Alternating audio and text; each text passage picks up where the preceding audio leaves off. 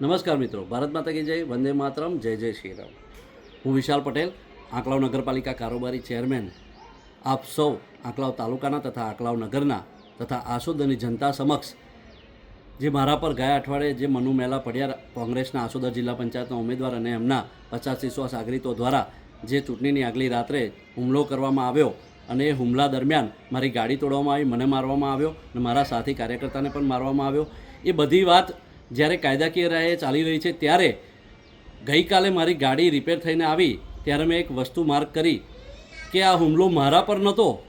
આ હુમલો અમિત ચાવડાનો, કોંગ્રેસનો અને મનુ મેલા પડિયાર અને એમના સાગરીતોનો હિન્દુત્વ પર હુમલો હતો. હું આપ સૌને બતાવવા માગું છું કે આપ જોઈ શકો છો કે મારી ગાડી પર ધર્મો રક્ષતી રક્ષિતનું જે હિન્દુ સ્વરાજનું સ્લોગન લગાવેલું છે એના પર પથ્થરથી મારીને કેવી રીતના એને ઉખાડવાનો, એને નાશ કરવાનો, નેસ્તો નાબૂદ કરવાનો પ્રયત્ન કર્યો છે. એટલે કોંગ્રેસની, મનુ મેલાની અને અમિત ચાવડાની ક્યાંક ને ક્યાંક હિન્દુ વિરોધી માનસિકતા છતી થઈ આવી છે અને આ મેં જોયું એટલે તરત મને આઘાત લાગ્યો. અને હું આપ સૌને કહેવા માગું છું કે કોર્ટની રાહે તો હું મનુ મેલા અને કોંગ્રેસ સામે લડી લઈશ, પરંતુ હિન્દુએ, સમગ્ર આંકલાવ તાલુકાના હિન્દુએ આ જવાબ આપવા જેવો છે.